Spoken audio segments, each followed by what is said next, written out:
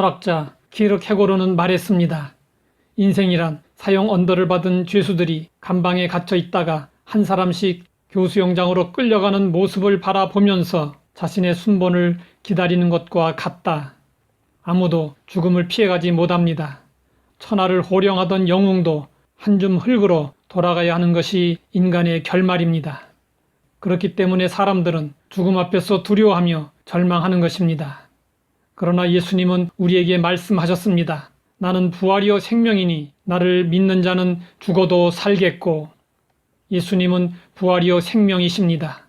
우리가 믿는 예수님은 부활하시어 지금도 살아 계십니다. 예수님은 영원히 살아 계십니다. 그러므로 우리가 예수님 안에 있으면 우리는 예수님과 더불어 영원히 살게 됩니다. 죽어도 산다는 소망이 있으면 죽음이 두렵지 않습니다. 죽음은 영원한 세계로 나아가는 관문에 불과하기 때문입니다. 부활을 믿는 성도는 죽음을 두려워하지 않습니다. 그러나 사람들은 부활을 믿지 않기 때문에 죽기를 무서워하여 일평생 매어 종로를 타면서 죽음을 회피하며 삽니다. 우리나라 사람들은 한자어 죽을 사자와 숫자 4의 발음이 같기 때문에 사자를 불안하게 생각하고 회피하는 경향이 있습니다. 엘리베이터 4층은 없거나 F로 표시하는 곳이 많고 병실에는 4호실이 거의 없습니다. 죽음이 얼마나 두려우면 4라는 숫자까지 외면하겠습니까? 사자를 피한다고 해서 죽음을 피할 수 있는 것이 아닙니다. 죽음에 대한 두려움을 극복하고 죽음을 친구처럼 여길 수 있는 방법은 부활의 주이신 예수 그리스도를 믿는 것입니다. 부활의 주님을 믿으면 죽어도 다시 삽니다. 터키에서 활동하던 선교사 한 분이 그곳 사람들에게 이런 이야기를 했습니다. 나는 여행을 하고 있습니다. 길을 가는데 두 갈래의 길을 만났습니다. 어느 길이 내가 목적하는 곳으로 갈 수 있는 길인지 알 수가 없었습니다. 누군가에게 길을 물으려고 하다가 두 사람을 만났습니다. 한 사람은 살아있는 사람이요, 또 한 사람은 죽어있는 사람입니다. 그리고는 질문을 던졌습니다. 내가 누구에게 길을 물어야 할까요? 산 사람입니까? 아니면 죽은 사람입니까? 그러자 사람들은 이구동성으로 대답했습니다. 그야 물론 산 사람에게 물어야 하지 않겠습니까? 그 대답에 터키 선교사는 사람들에게 물었습니다. 그렇다면 어찌하여 살아계신 예수님께 찾아가지 않습니까? 그리고는 부활이요 생명이신 예수님을 전했습니다. 우리는 부활하여 영원히 살아계신 예수님을 믿습니다. 기독교는 살아계신 예수님을 믿기에 살아있는 종교입니다.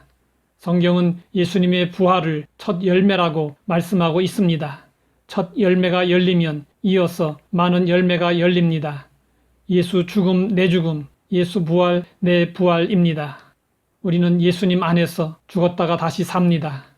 예수님의 부활은 우리 성도들의 영원한 소망입니다. 성도들에게 무덤은 잠든 육체가 잠시 쉬는 안식처입니다. 주님께서 다시 오실 때에 믿는 자들의 무덤은 빈 무덤이 될 것입니다. 그렇기 때문에 부활을 믿는 신앙인은 무덤에 집착하지 않습니다. 어거스틴의 어머니 모니카는 처음에 죽으면 자기 남편 곁에 묻히고 싶어 했습니다. 그래서 아프리카에 있는 남편 무덤 곁에 자기 무덤을 준비해 두었습니다. 그러나 모니카는 자기 생명이 얼마 남지 않자 아들을 불러 당부했습니다. 내 몸을 아무데든 묻어라. 장지 문제로 신경 쓰지 말거라. 고향에서 너무 멀리 떨어져 묻히게 되어 두렵지 않습니까?